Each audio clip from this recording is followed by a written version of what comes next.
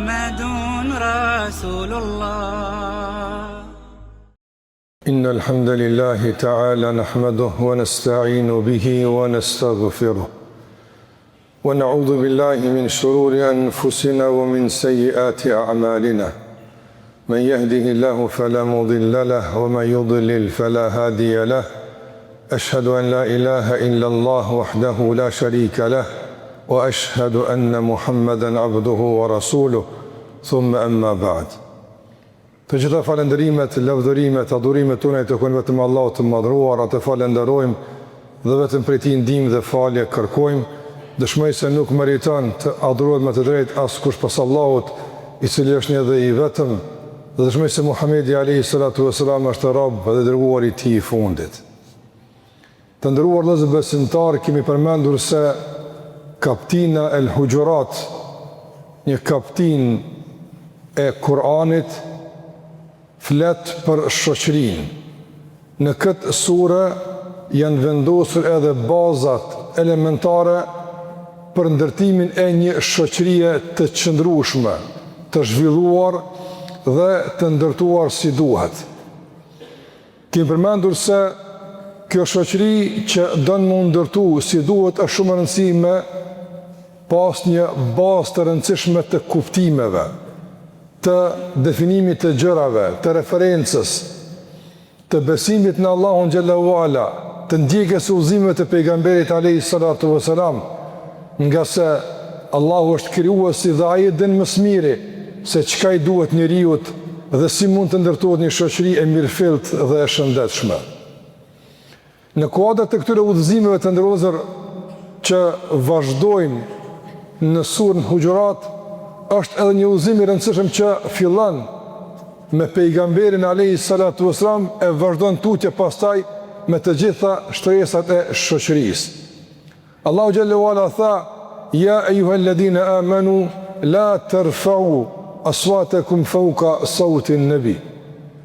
O ju që keni besuar, mos e ngritni zërin e juaj mbi zërin e pejgamberit alayhi salatu wasalam. Çka nuk kupton kjo? Kjo ka dy kuptime të ndërozur. Një kuptim që ka të bëjë me kohën kur ishte gjallë pejgamberi alayhi salatu wasalam, dhe një kuptim që ka të bëjë me kohën kur ai ka vdekur, por vazhdon të mbetet gjallë misioni dhe mësimet e tij.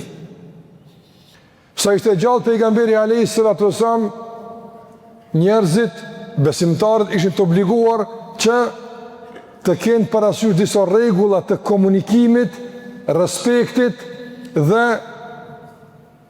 raporteve me Muhammedin alayhi salatu wasalam.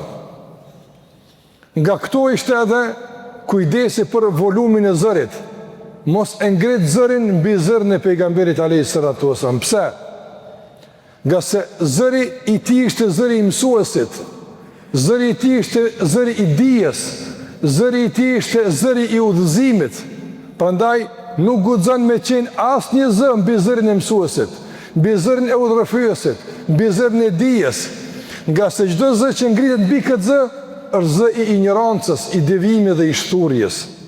Shko së bukur Islam na mëson se si duhet na me e respektu dijen. Andaj dietari dhe baza e dijes ishte Muhamedi alayhi salatu wasalam, i dërguari i Allahut, por pastaj vazhduan njerëzit me marrë këtë dije, me shpërnda, dhe ata ishin trashëgimtarët e pejgamberëve, dietarët. Por jo vetëm, çdo kush që merr dije të dobishme e shpërndan në mesin e njerëzve, çdo kush i cili mëson, arsimohet, ndërtohet mbi bazën e dijes së shëndetshme për t'u bërë mirë njerëzve, për t'i orientuar njerëzit, për t'i udhëzuar njerëzit, për t'i informuar drejt njerëzit, për t'i mbrojtur njerëzit, meriton respektin. Të ndërozur, njeriu sipas udhëzimeve islame është në epicentër të kujdesit. Islami kujdeset fillimisht për njerin, që atë njeri me formu si duhet, atë njeri me ndërtu si duhet, jo me ndërtu gjithë shka për rreth njeriut, duke e rënu njeriun. Sot fatkeqësisht, jo rrëdhëreshojmë praktikat të kësaj natyre, ku tentojnë të ndërtojnë ndërtesa, rrugë e shumë gjëra tjera të infrastrukturës edhe rrugore, edhe ndërtimore, edhe teknologjike, edhe shkencore, që padyshim janë shumë të dobishme të nevojshme, mirë po fatkeqësisht në dëm të njerëzit. Ku është plani për ndërtimin e njerëzit, për mirëmbajtjen e njerëzorës tek njeriu? Sot shohim fatkeqësisht praktika të tmerrshme që burën nga njeriu, që nga vrasjet, gjenocidi, derdhja e gjakut, plaçkitja, marrja e pasurisë, shturja morale, shumë praktika djallëzore që kanë katandisur njeriu e kohës tonë. Prandaj, ku janë udhëzimet, ku janë përpjekjet që të ndërtohet njeriu, nga se ai na duhet, pa njeriu nuk ka kuptim asgjë, pa njeriu s'ka kuptim as shkenca, pa njeriu s'ka kuptim as liria, pa njeriu s'ka kuptim as toka, as dheu, as gjë mbi fytyrën e kësaj toke nuk ka kuptim pa njeriu. Gjithçka fillon me njeriu dhe merr kuptim për shkak të njeriu dhe është në shërbim të njeriu. Prandaj Islami synon këtë njeri me ndërtu, këtë njeri me rujt që duhet, në natyrshmën e tij të pastër, në njerëzorën e tij, në dallimin e tij me të tjerët nga shtazët e të tjerët që realisht janë në shërbim të njeriu, e ju njeriu të jetë rob i tyre. Prandaj nga këto udhëzime të ndërtuara kuptojmë se si e ndërton Islami shoqërinë me respekt ndaj njeriu e veçanërisht ndaj atij që ka dije. Prandaj në fokusin e ndërtimit Islam është njeriu, e në fokusin e ndërtimit njerëzor është dituria. Shikoni këtë ndërtim kaq të bukur, këtë strukturë kaq të mrekullueshme. Njeriu është më i rëndësishmi, ndërsa tek njeriu më e rëndësishme është dija. Islami që nga fillimi të ndërlozur e thirrë njeriu në dije me fjalën e parë Iqra, lexo, informohu, bindu, mos e merr fen me tradit, mos e merr fen me thashëthëme, mos e merr fen me përcjellje zakonore apo ambient familjar. Bindu, lexo, bëhu musliman me bindje, nga se Islami nuk i friksohet leximit. Islami të ndërlozur të rregull vëmendjen nga mos leximi apo nga keqpërdorimi i leximit për përmbushjen e tendencave fsharake. Në Islam gjejmë të ndërlozur tekste të qarta ku respektohet njëri dijes, madje ngrit në nivelet e larta të respektit. Dhe Allahu thot: "Kul hal yastawi alladhina ya'lamun wal ladhina la ya'lamun." Thuaj, a janë të barabartë ata që dinë me ata që nuk dinë? Pejgamberi alayhi salatu wasallam bën të dallimin me shokëve të tij edhe për një informat, një ajet, një hadith që dikur dinte më tepër, atë e favorizonte në situata të ndryshme, për shkak se ai ishte më i dijshëm. Prandaj të ndërrozë, një shoqëri ndërtohet ku dituria është parim i rëndësishëm, ku investohet në dije, në ndërtimin e kuadrave dhe respektohen kuadrat. Si respektohen kuadrat, si respektohet dija dhe njëri dijes, në forma të shumta të ndërrozë. Një nga ato është që të vlerësohen si duhet, t'u jepet hapësira, t'u jepet pozita e dur, t'u mundësohet shërbimin nga pozicioni që ata mund të bëjnë. Mos të barazohen me ignorantët, madje mos të udhhiqen nga ignorantët, nga se nuk ka bela më e madhe për njërin e dijshëm se mbi kokën e tij me qenë një i padijshëm. Prandaj Islami na mëson që të japim hapësirë mjaftueshme njerëzve të dijshëm, secilit në profilin e tij, sesi në dijen dhe profesionin dhe në atë që ai është ekspert dhe specialist i asaj fushë. Nga format e respektit është t'i pyesim dhe konsultojmë, mos të marrim vendime vetanake, mos t'ia bëjmë sinateket neve, po t'i pyesim ekspertët e çdo fushë për fushën që na intereson. Nga se Allahu tha: "Fas'alu ahla dhikri in kuntum la ta'lamun." Pyetni ata që dinë për atë që ju nuk dini. Prandaj një shoqëri e ndërtuar duhet të ketë njerëz që dinë, nga se njerëzit kur nuk dinë duhet me pas adresat e dijes që i pyetin për atë që dinë. Nga respekti të ndërtuar vëllezër, nga për njerëzit e dijes është të përhapen vlerat, të përhapen sukseset, e t'ju mbulojnë të metat. Sot të ndërtuar në shoqëritë tona kush promovohet, kujt i bëhet reklame e madhe, për kë flitet shumë, për njerëzit e dijes, për shkencëtarët, për intelektualët, apo për kë?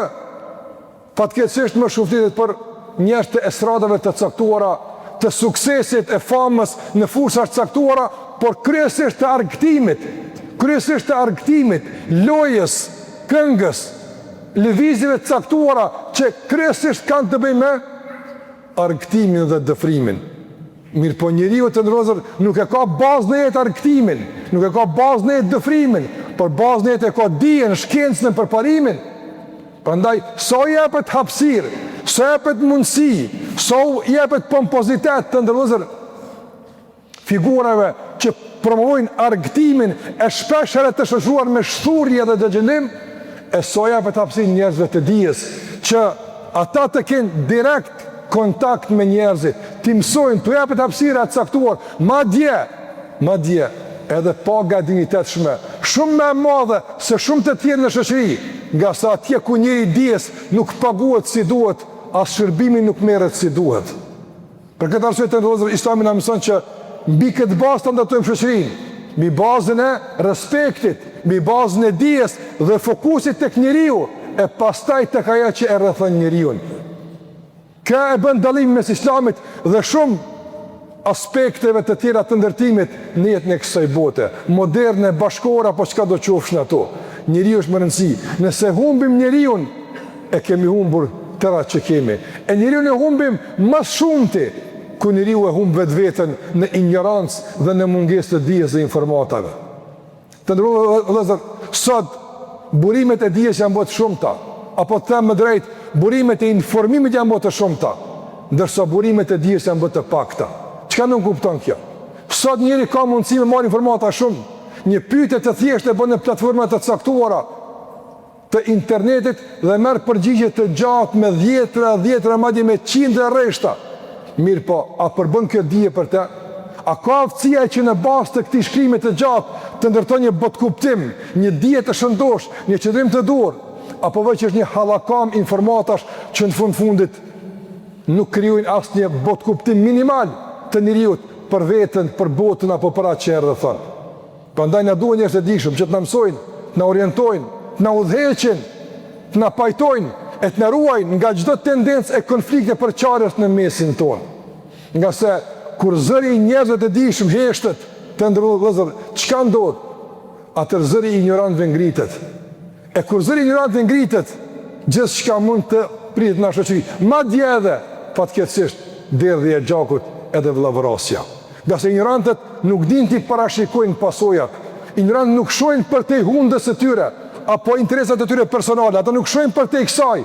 Ndërsa dietarët shohin shumë larg, ata nuk hasin problemin kilometra larg. Prandaj, kur ata thonë se një lëvizje të caktuar është përçarje, kur ata thonë se një lëvizje të caktuar është dashakeqje dhe vëllavrasëse, duhet që këto alarme t'i marrim seriozisht, për shkak se ata po nuhasin diçka, ata po din diçka që ndoshta ne nuk po e shohim, nuk po e di. Edhe kjo është nga respekti nga njerëzit e dijes. Prandaj të ndërrozor, nuk duhet që në kolltuçet e mediave, në kolltuçet e informimit publik, komunikimit masiv, madje as në kolltuçet e pushtetit, kudo qofshin ata, të ulen njerëz ignorant, e që të hijezohet fuqia e dijes dhe të minimizohet ndikimi i njerëzve të dijshëm. E ignorantë të ndërrozor nuk është vetëm një që ka mungesë informatash, po nga perspektiva islame ignorant është edhe i cili punon në të kundërt në asaj që e din se është e mirë. Edhe ky është ignorant.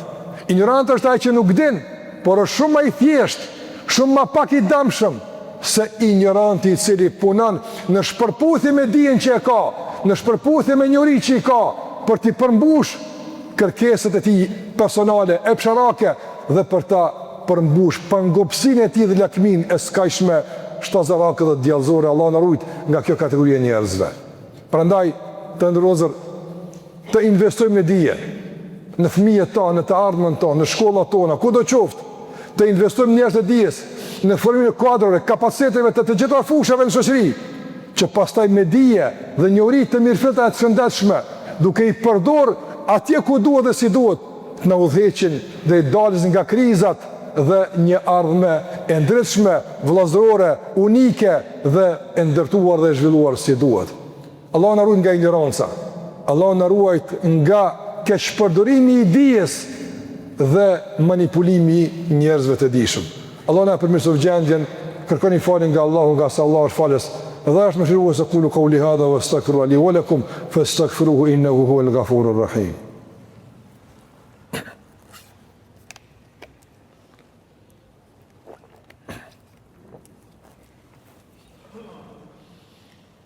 Alhamdulillahi rabbil alamin wa afdalus salati wa atammu taslima ala khayri khalqillahi ajma'in nabiyina Muhammad wa ala alihi wa sahbihi wa sallama tasliman kathira.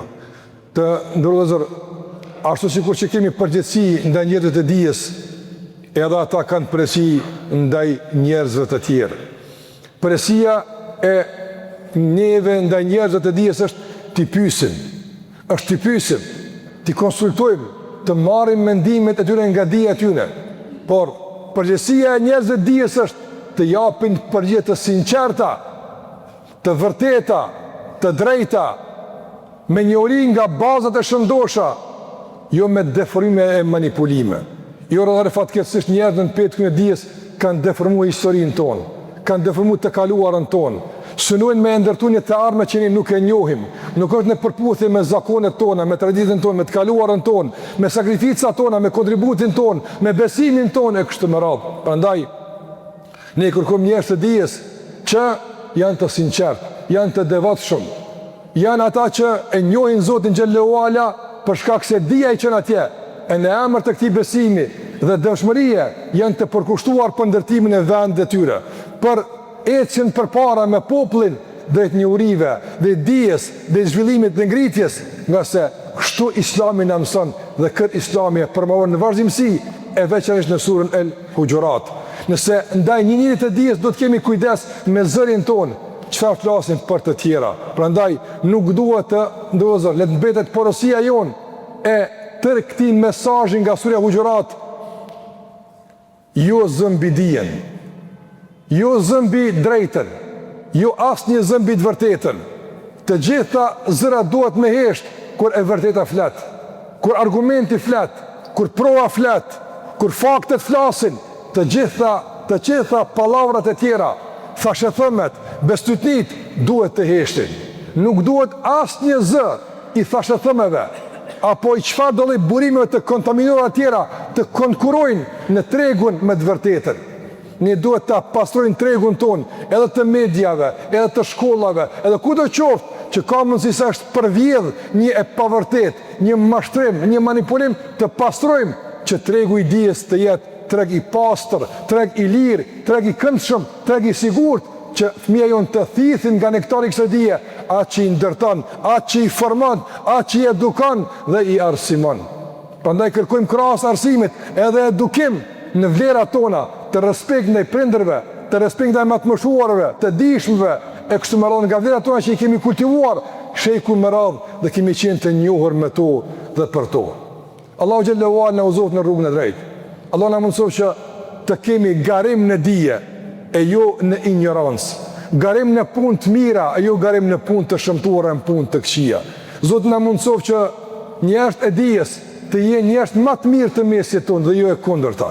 Allah na mëson që njerëzit e dijes të kemi shembull dhe model, dhe që shoqëria të orientohet me dijen dhe përvojën që kanë njerëzit që kanë dalë nga gjiri i kësaj shoqërie e që është investuar shumë që ata të ndërtohen, të mbeten brenda vendit ton, brenda dheut ton, brenda shtëpive tona, e jo që kapaciteti dhe truri jonë që është investuar të me dekada e është shpenzuar shumë për te, ta është jetë në shërbim të dikujt jashtë vendit ton, në gjuhën tjetër jo në gjuhën ton dhe me shërbim dikujt tjetër e jo popullit ton.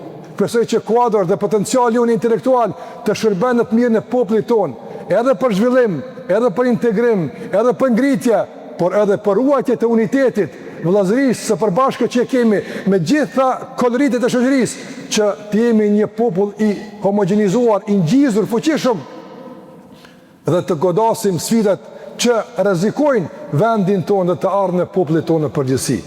Allahu i shëroft të smurit tonë, Allahu i shëroft të vdekurit tonë dhe Allahu na udhëzon në rrugën e drejtë. Inna Allahi wa malaikatu yusalluna ala nabi ya ayyuhalladhina amanu sallu alayhi wa sallimu taslima. Allahumma salli ala Muhammad wa ala ali Muhammad kama sallaita ala Ibrahim wa ala ali Ibrahim innaka Hamidun Majid. Allahumma barik ala Muhammad wa ala ali Muhammad kama barakta ala Ibrahima wa ala ali Ibrahima innaka Hamidun Majid. Ibadallah, inna Allaha ya'muru bil adli wal ihsani wa ita'i dhil qurba wa yanha 'anil fahsha'i wal munkari wal baghi ya'idhukum la'allakum tadhakkarun.